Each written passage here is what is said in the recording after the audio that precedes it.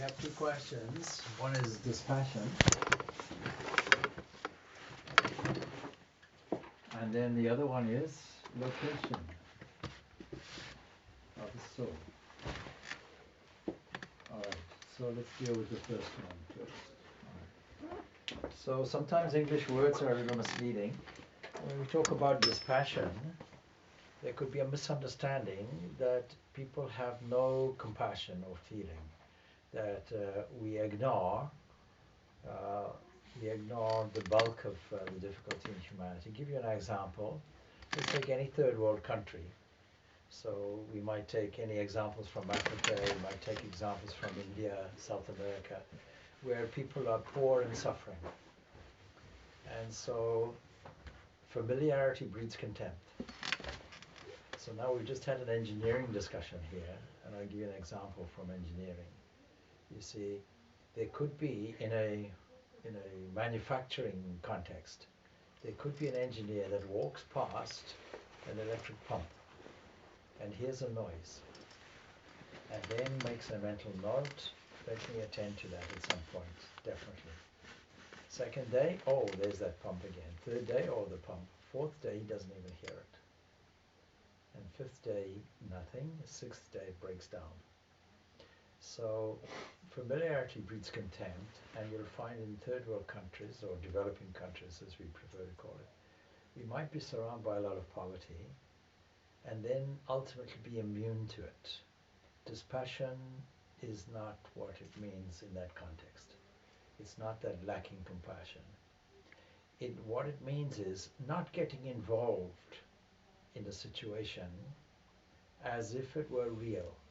What is the definition of reality? Something that is permanent, not something that has a relative context. So there's a fine line.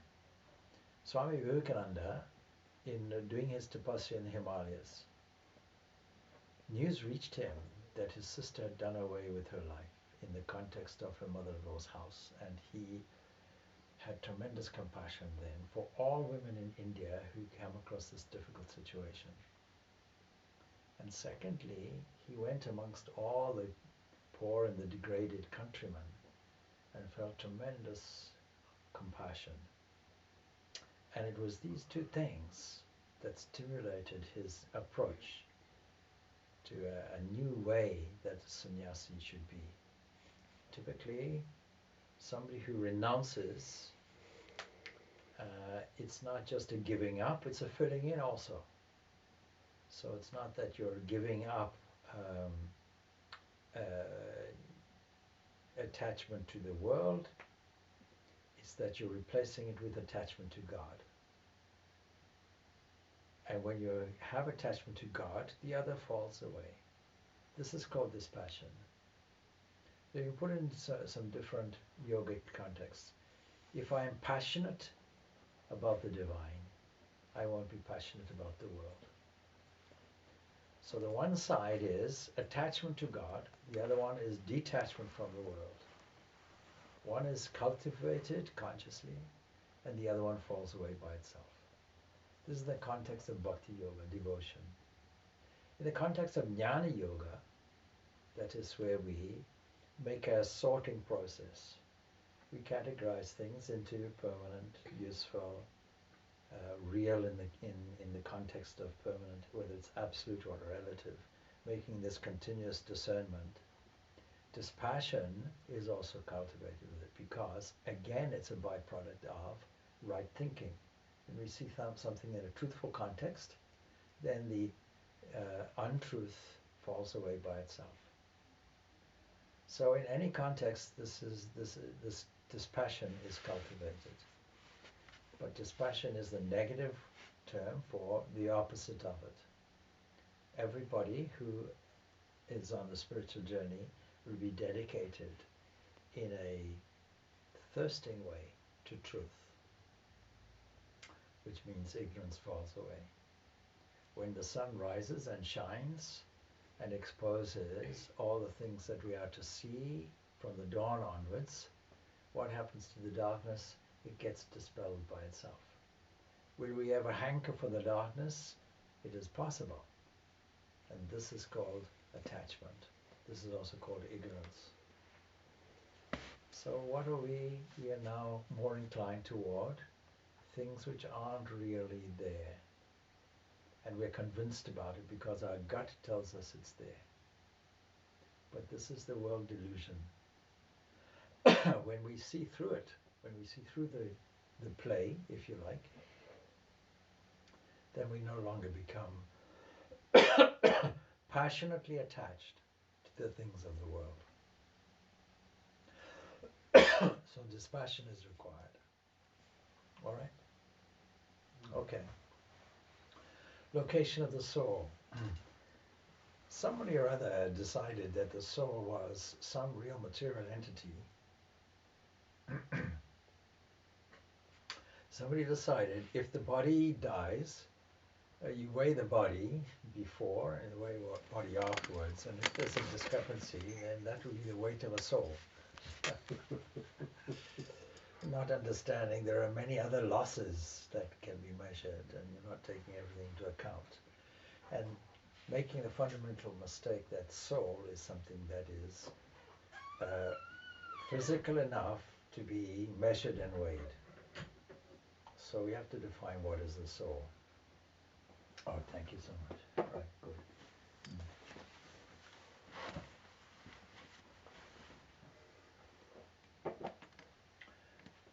Now we have to make some distinguishing factors, and then you mentioned buddhi and manas and so on and so forth. So that all of the Vedanta schools of thought will rely on Sankhya's geography of the mind, assuming that we have an internal mind. And the way we describe a mind is not the way modern psychology describes it. It's much more telling. The term for overall mind is antakarana, internal instrument. There's an external instrument also. The body is an external instrument. But the mind is an internal instrument. And that's a very useful description, because it means then we don't make a mistake of identification. No more than we make any mistake between the physical car, which is made from steel and aluminium and plastic and all these different components, but and the engine, which is made of the same kind of things. But then if you don't know there's an engine, then no need to look at it and so on and so forth. There's an assumption there. But the engine drives the body of the car. In the same way, the mind drives the body of the car. And part of the body would be brain. And so there's a great misunderstanding from materialist reductionists to say that the brain is the mind. No, it's a bit like saying, the light bulb is the light. No, the electrical current is there. When it's connected with an adapter called light bulb, you get light. Its manifestation is light. So in that same way, we can't make a mistake with the mind if we regard it as an antakarana, an internal instrument, and by its internal nature is more subtle and more causal. So what causes the body is the mind. And then what is the mind? So the mind has to be split up according to function. Now it's a bit like delivering a message to a big corporate office. So we have a reception area. So let's say, let's say Basil's office, somebody comes on a motorbike and knocks the reception and delivers some kind of DHL packet. The receptionist takes it, acknowledges it, and then passes it to the next port of call. What is the next stage? The next stage is the department that is there for. And then somebody opens it, reads it, understands it, and makes an executive decision about it, and then it gets fed back into activity. So the afferent currents of the mind are there, and we have part of the mind, therefore, the first part of the mind, going from the outside to the inside, would be the sense organs. By senses, we do not mean the physical organs which are there. we don't mean the bodily side of it. And so everything that the body has its subtle causal component internally. That which makes the eye see, but needs That which no eye makes to the eye use see. it. Yes, exactly, exactly. So that which makes the eye see, that which makes the ears hear, that the ears do not know, and we can pick up the passage and the passages from the Kena Upanishad. So that leads to study of the Kena Upanishad. All right. So reports come from the outside in every species, through sense organs or through senses. It gets assembled and reported internally. And then that's the first part of the mind. Next part is described as mind itself, what we call manasa. Manasa means a kind of reception area which then absorbs all of this and makes the necessary associations and provides emotional content. And then the next part is the intellect. This is called buddhi. The discernment or discerning faculty, discriminating faculty, which acts like a sorting office, a comprehending office, and ultimately an executive office. So this is the buddhi. Buddhi is seen to be intelligent. Seen to be because it has no intelligence of its own. It only has borrowed light, borrowed intelligence. And so a more subtle area would be some coordinating aspect, and that coordinating aspect we call as an assemblage of a sense of ownership, I. Even then we haven't got to the depth of the mind. And so what is the mind at its deepest level? Then we have to bring out a witness and lower thinker. One entity only. And that is what provides the light to this internal instrument. Just as the electrical current provides its energy, as it were, to the adapters and can manifest in different ways according to the different adapter. Can manifest as light, can manifest as heat, can manifest it as movement, all these things. But it's the electrical current that does it. The electrical current also is unseen. The electrical current is all-pervading. The electrical current is part of the electromagnetic wave system, the electromagnetic field, and it knows every corner. But you put a different adapter to it, then you'll get radio waves, sound waves, heat waves, and so on. Different kinds of waves are there and get manifested as sound, get manifested as heat, get manifested as light. So in this way. So let us try and summarize all of this so that we have what we call the internal instrument.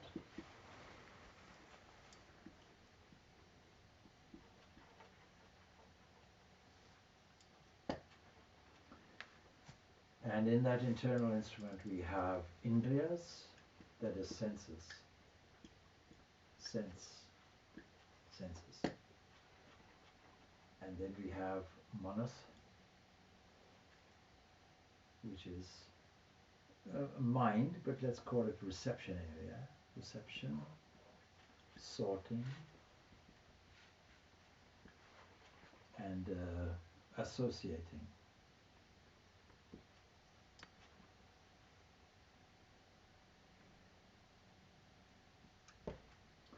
Then we have buddhi,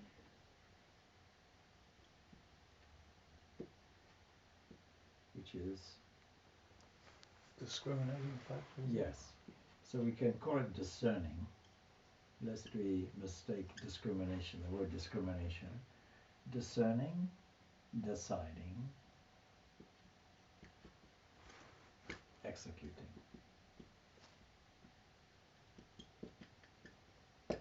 So these are all functions and parts.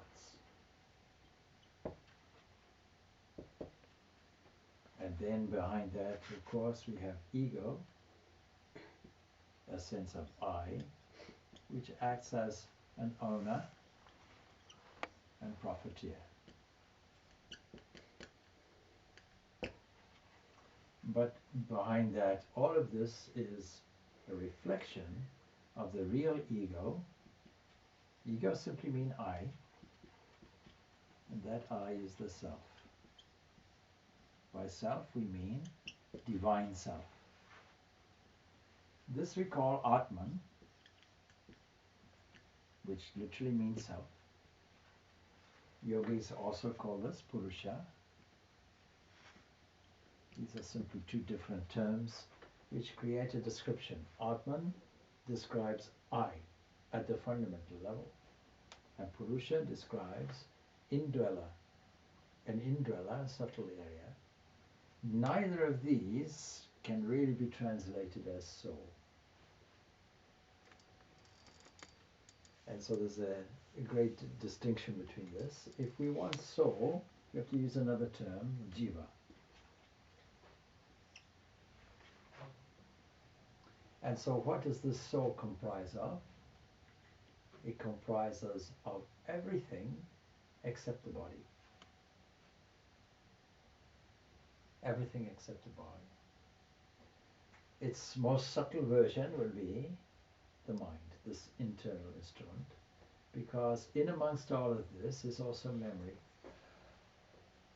And this memory, simply the unconscious area, is the accumulation of learnt experiences. And it is that that continues. It's that that becomes an attractive force and manufactures another body. And so this is the causal aspect of the physical body. What is the causal aspect of this mind? There's something here which is an area of bliss, a causal body. So let's take three bodies now. First body is physical body. Next we have subtle body. We can say it's equivalent to the mind. And the third body is a causal body. And then behind this, we find this self. So we haven't got the causal body inserted here, but we now have to apply it in various contexts because we're asserting one axiom. The law of nature is constant. What we find here, we find there and everywhere. So does the cosmos have a physical body? Yes. Does it then make it a different thing? No, from anything else. Does it also have, according to the system, does it also have a subtle body? Yes, we call it cosmic mind. Does it also have and does it, well, cosmic mind would be the intellect portion of it, this. And then does it also have its own self? Yes, religion calls it God. In our own experience, does it come about? In states of consciousness, it does. So in the waking state, the predominant awareness is about the physical. But then as we go into more subtle areas, we call that dream. Again, all this plays. The sense organs play, senses play, the mind, all of this plays out in dream. The only difference is multiple egos are there. And then, is there a causal body to that? Yes. We call this dreamless sleep. What about the cosmic context? Yes. We call this a causal body, that is a state of pralaya, potentiality. And then a dream, a vague thing, where we might poetically describe the realms of gods and deities and angels. And then is there another aspect to this? Yes, we call this the observable universe, the physical world. Now, because all this matches neatly, we can then say, all right, so we postulated that all these laws are constant. What applies on one level applies everywhere. Is there any evidence for it? Yes, we can see this all matching in the universe. So now we can't say that the soul has a location. We can say something physical has a location in space and time. But when we come to this area, the space and time is only an interpretation. There's no actual space and time here. And so for that reason, when it comes to space, we identify three kinds of spaces. The physical world we call Mahakasha.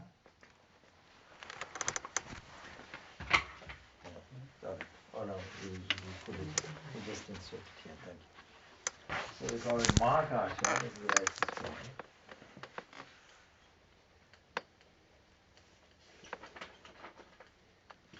The physical space. Physical space means the whole universe. And then we have Chittakasha,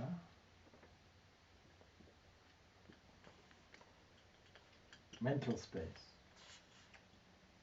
And then we have Chitakasha,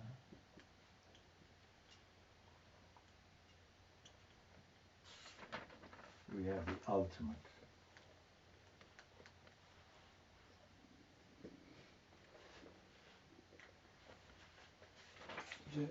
Chittakasha twice? No, one is Chittakasha, one is Chidakasha.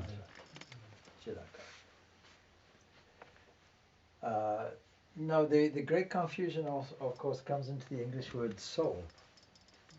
Soul, spirit, all of these get mixed up interchangeably, unfortunately, with none of these distinctions present.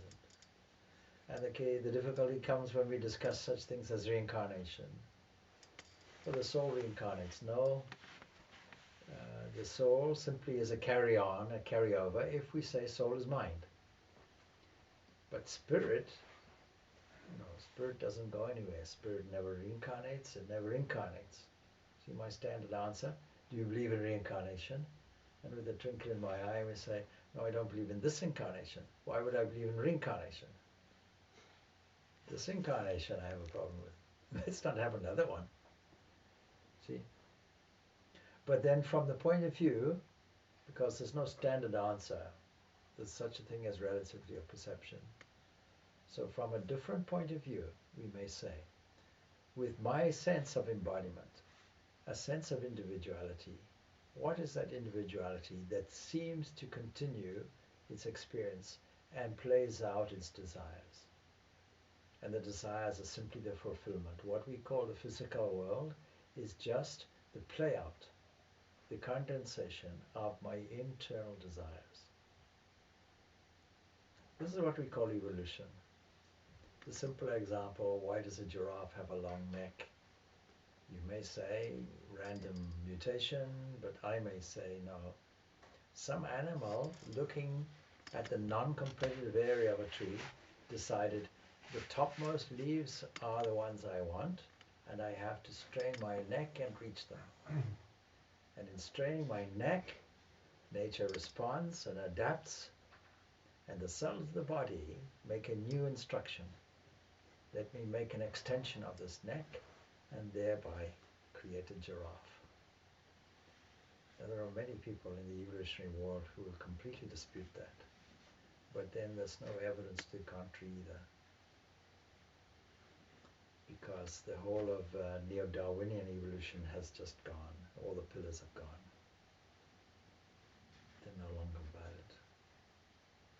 Some of those pillars will say that, and the real argument of this is with Richard Dawkins in his book, The Selfish Gene.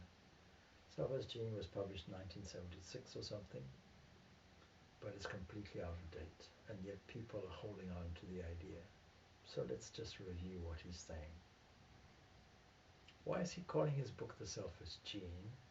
It's because the genome, namely the DNA, is the thing that controls us.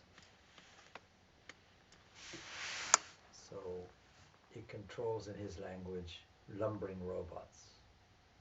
And the gene is completely selfish, completely self-competing, to do with survival, and we're completely under the command of this. But none of these statements are falsifiable. Falsifiable means testable. There's no laboratory experiment which will show this. Pure speculation. And so randomness, random mutation is the way in which things work. Accumulated random mutations. But we now know there's no such thing. As what? Sorry, as random. Random mutations. There's such a thing as randomness. Mm-hmm. There's such a thing as mutations. But these two words don't go together. Because the kind of changes that take place are in response to any unexpected thing. And so there's a purpose in all the mutations. And there are so many fail-safes, so that it is the entire cell that controls the DNA. And this is a kind of new model which is now called cellular engineering mutations. It's the cell, the overall cell, that has the integrity and the intelligence to respond, adapt, and create new things in response to the environment. Now we know that. It just makes common sense. The environment being there, there's a response and adaptation. And so how to create a model from that, it will have to be done from physiology, and models are there. The only thing is we don't know how it works. We don't know how it works because it's such a complex, series of interactions. Are you saying instead of the random mutation, the long neck on a giraffe is there for a specific reason? It's needed. Yes, it's needed to get to the trees. It does away with random. Everything is because it betters the situation. It betters the situation. And the alternative to that, if there's a random mutation that doesn't work, it results in death. The thing just dies. It gives you some shift in the idea. In the 20th century, it was thought that DNA was the master controller of everything. But if you now, with modern techniques, you can actually extract, you can suck out actually the DNA, the nucleus of the cell. You put it in a petri dish. You can feed it with as many nutrients as you like. It doesn't do anything. It's not going to do anything. You can keep it for 1,000 years. It won't do anything. That's all. If you ask it to make some proteins, it'll do that. But that's its job. But it doesn't do anything else. It doesn't create anything. It doesn't control anything. Its job is the architect. I know it's questions and answer session, so I wouldn't mind if I ask another question. The Darwinian theory was survival of the fittest, and that is what to me would sound completely contrary to God's way. It's there's no compassion there. It's horrific dismissal of people who are not as strong. No, it works. It works up to the human level, but at the human level, it changes. Because the human level, you mean in the animal kingdom, survival of the fittest. A lion is stronger than a zebra. It'll kill it. When it gets to the human level, it's not survival of the fittest anymore. Not at all. How can it be? Then that makes Jesus a failure. Because Jesus wasn't interested in eating and drinking or procreating. Survival of the fittest really means procreating. It means propagating your species. The ones that propagate the species more successfully will survive. Those who don't. So it boils down to that. Now what's happened in just taking just a factual basis in the human, in Europe, the human has stymied their own procreation. They've reduced the number of children to an average of 1 point something. I don't know where you get Greece, that's actually, there's going to be a 25% reduction. Germany also, huge problems. Not enough to pay pensions, all that stuff. In China, they've restricted it, consciously restricted it. You can only have one child. Now they've said, okay, 2 children is okay. So a bigger country as it is in area than India, and so India is now something like 1.3 billion, and China has brought it back to, leveled it off, I think, to about 1 billion. So it's done that through legislation which would not be acceptable in Western countries because the intrusion of human rights, violation of human rights. But you see, what's happened is the desire element in the humans, that is taking a biological function and making an art out of its pleasure. So sexuality has now been emphasized. Sexual pleasure and sensual pleasure has now been emphasized. Now we reduce it down to just desire. What is the opposite of this passion? It's passion. And how do we really get any access to the truth at its fundamental level, at its lasting level, is to do away with the passion. And that's why dispassion is necessary to cultivate. We have to understand that, yes, all these things are pleasurable, but they come with a penalty. What is the penalty? Pain. Terrible pain. So, the population is reducing in Europe and countries like this, and increasing elsewhere. And so in cultures which have no restriction on it, it's increasing. Africa, for example, I think the third largest population in the world, soon means, let's say 20, 30 years, will be Nigeria. And that I make fun, you see. Population of Nigeria, your pet subject. Yeah. Now there's a reason why I'm making fun of it, because whatever you fix it at, next week it'll have increased. That's how rapidly the population is increasing in Nigeria. So when I first asked this question, it was like 78 million. Something like that. that. It's probably heading for 190 now. Something like that, you see. So it's increasing so rapidly, see. So every time I'm poking fun, every time I say, what's the population of Nigeria? It's not the same answer as before. Yeah, it'll be fluctuating. Actually, Africa can sustain many. Africa is not overpopulated. Africa is underpopulated, actually. Because if you take the number of people per square kilometer in Africa and compare it to what it is in Europe, you find Europe has much more, a much greater population density. I used to make fun, you see, in Malawi. I used to say, to make people a little bit more confident in themselves, in their Africanism.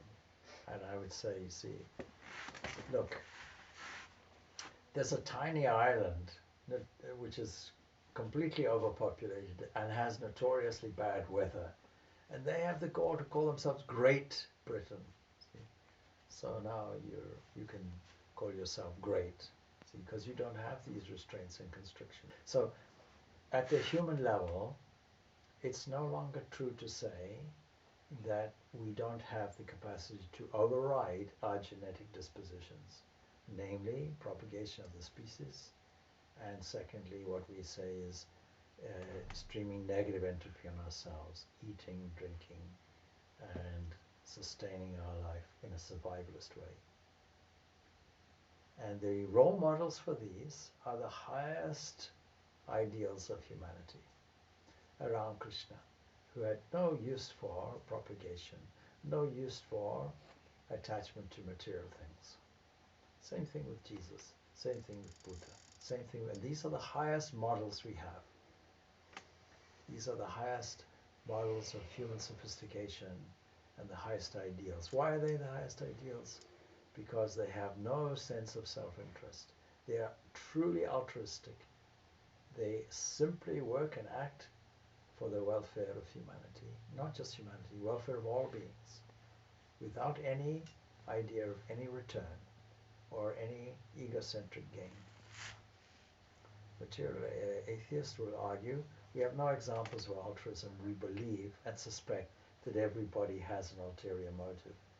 On what basis? On the basis that they're judging themselves by their own values. One typical atheistic argument is to say, I can be a good person. I'm talking materialistic atheists. I can be a good person. I don't have to be religious to be a good person. Well, that's perfectly true, but all you're doing is maintenance. Bare maintenance. Everybody is expected to be a good person. You're doing nothing extra or special. What is extra and special is if you are completely compassionate, completely selfless. Never mind about belief in God, that's not important. If you're 100% selfless, and if you are completely truthful and sincere, it doesn't matter if you believe in God or not, you'll attain and discover the highest principle. The highest that life has to offer will become yours. But these two things are necessary. We're going to have people who are religious and they don't have this selflessness. In fact, quite the opposite. And their version of selfishness is often couched in this religious language, only through us. Recently, I was approached to provide a woman attending a conference today from the Ahmedic version of Islam. Ahmedic version of Islam follows a 19th century, I think it's 19th century, prophet in Pakistan who maintained that he was the final Mahdi, I think it is, the final savior of the world that is in Islam. That is hinted at in Hinduism as Kalki, and that is there in Christianity as, you know, the final end of days person, you know, who will come and rescue the risen Christ, actually, the apocalyptic Christ, whatever it is. And claim that, and his followers claim that. Otherwise, they're complete followers of Islam, and their idea is to re-establish Islam in its pristine form, and so on and so forth. And they are persecuted. So I was told, be cautious, because these members of the Dublin City Interfaith Forum that represent Sunni Islam and Shia Islam and Sufi Islam, they don't accept this person because there's no prophet after Muhammad. Muhammad is the final word on it. See? So these kind of positions bring us to a narrowing position, not a generous position. Who cares? Is that really what we're focused on? Or have we focused on a deep fundamental truth that everybody can accept? And when we go to that experiential level of oneness, all these differences disappear by themselves. One world religion, not on the surface, but underneath.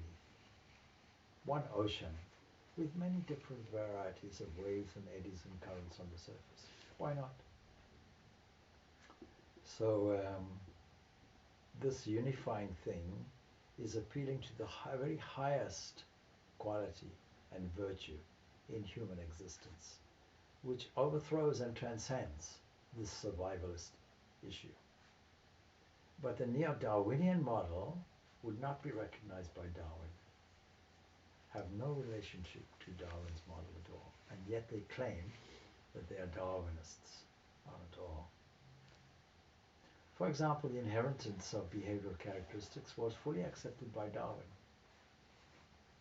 And the person who brought this to the fore would have been Lamarck, a Frenchman, who is the most maligned scientist probably in history, because he dared to suggest, but he accepted what he was already known, that there was an inheritance, that there was a behavioral inheritance. This behavioral inheritance we call samskara. Samskaras. That is, all this carried over by the soul. Accumulated experience carried over by the soul and dictating the next physical scene for you with the physical equipment. This we call reincarnation. I don't like the term reincarnation because nothing is really reborn. You can say transmigration, but then Swami Purnananda, he doesn't like that term, because transmigration is something like populations migrating to other countries. In his view, that's how that's his association with that term. So use whatever term you like. Experience is carried forward. Safest is to say samskaras. Samskaras accumulated experiences And so when we talk about evolution, biological evolution, we're simply talking of an accumulation of experiences, learning curve. And it happens even at the bacterial level. Some may say even at the atomic level. So molecules build up some experience. They know what to do. And this knowledge is then dictating the behavior of cells and how adaptive they can be, and bringing new substances out in order to make things work, make things viable. It's not the DNA that's doing it. It's the total cell that's doing it. And we don't know how, because it's highly complex. But we know there's an integrated effort everywhere. Can I just say another thing, Swami? You said that you don't believe in this incarnation. Surely that trumps everything. Yes. Everything that's speculation is hot air. You know, like it kind of kills debate. Yes. In a good way. Yes. That, you know, don't waste time going on with this nonsense. You know, there's one cell. Go there. You know. Yeah. No, absolutely. Having said that, we also have to take care of those people who can't grasp that. But they don't exist then, surely. But they're not an incarnation. Yeah, but your gut doesn't say that. You see, the gut says something different. If the gut was truly not there, not available, and if this was a truth for us, then we'd have absolutely no difficulties and problems or doubts or temptations. We would have found the reality. So there's a difficulty between the principle and the practice. The intellectual understanding of something and catching up with the emotions. And what we call spiritual life is doing this catch-up process, making sure that the emotions match with the principles. So this is so Ramakrishna, for example, said it is wrong to say I am God or I am Brahman, because we don't really believe it. It's just a principle that we are taking. We're taking it from the Upanishads. We can say in principle it's there, and I have yet to understand it. That would be a safe position. But thereafter, when we say I, we're talking I, the embodied I. See? You can't get away from it. And in explaining things, these abstract things, it seems we have to personalize it. And that is why Richard Dawkins, a thorough reductionist materialist who doesn't believe in anything except chemicals, is forced to put in a personality and say the selfish gene. How can a gene, just chemicals, be selfish? You're forced into that personalized position. That's the difficulty. And it doesn't see how it doesn't match. So these are some issues and difficulties. And Vedanta has these sublime answers. That's why we should spread Vedanta, because Vedanta has all these answers. But we have to be careful, because otherwise what we are saying in principle is just intellectual stuff, and the experiential aspect of it has to catch up with it. And that is why we have to do spiritual practice. And for most people, spiritual practice is developing a profound and deep love of God. And once we develop that, so that tears come. Tears means this. Ramakrishna says repeatedly, people shed loads of tears, either because their wife is sick, or because they made financial losses, or because they haven't got a job and they want a job. For some reason or other, he highlights these three examples because they were the common examples of difficulties in his day, but in 2020 they are still the most common difficulties. So he says, in private, shed tears for two things: that I may be attracted to thee, and that I may have unwavering love for thee. These two things I ask. And shedding tears in private. You see, what is truthfulness? Truthfulness is to do with how you behave in private, not in public. And anybody, you see, every one of these people on the Enneagram are adapting their behavior according to the external world and the expectations of others. And that really is an untruthful position. So what is truthfulness? That is why when we do the Enneagram, we say you identify your number not from the context of work or the context of colleagues or even relatives, but the context, how do you look at home by yourself? How does that look? At that point you'll identify, okay, this is my behavior. See? And what are the subtle things that go on internally that are not shared with the external? I may not murder somebody, but I may think about it. You see that example, you see, of the football, where the footballer was shown a yellow card, see? And the whole of the stadium didn't agree with the referee, and he didn't agree with the referee. So he came to the referee to challenge the decision and say, what would you do if I said that you're a complete idiot? And the referee said, I'm afraid it's a red card, you're off the field. All right. What would you think if, what would you do if I thought you were a complete idiot but didn't say it? Oh, he said, then there's nothing I can do about it, you know. He said, well, in that case, I think you're a complete idiot.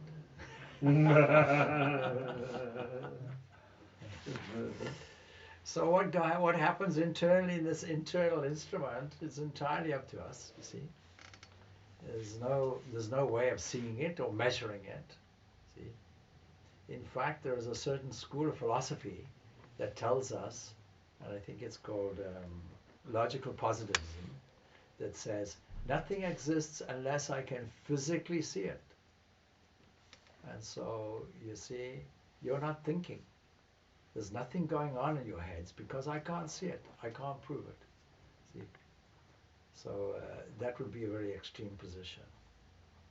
But it's a subtle area, and because we understand, we can't see it, we can't identify it, we can't measure it. All we can say is we can relate it to other people's experiences.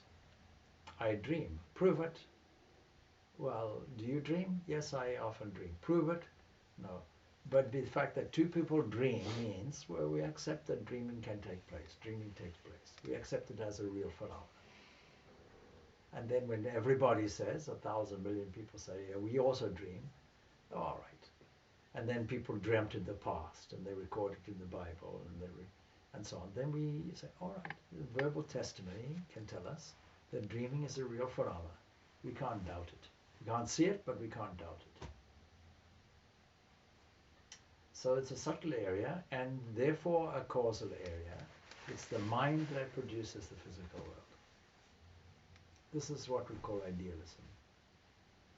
And then you go a step further. It is the potential area that causes the mind. You go to a further area, it is ultimately the self that is the ultimate cause that we call mind. And the cosmic version of it is cosmic mind, and for that reason cosmic mind is the creator, and cosmic mind is the personal God, and cosmic mind is as real as anything in the material world. And so therefore God is real, and can be spoken to, can be listened to. It is not a bound entity, it is not a bound soul, it is an internally free soul, it is a governing soul. This God is real. This God can be felt. This God can be talked to. This God can be listened to. This God can be your guidance. And so cultivate this love of God. Once you cultivate that, the real knowledge comes. Real knowledge is this. When I no longer say God is a he or a she, because it puts a distance. Not here, but there. And when I refer to that entity then exclusively as that, then I have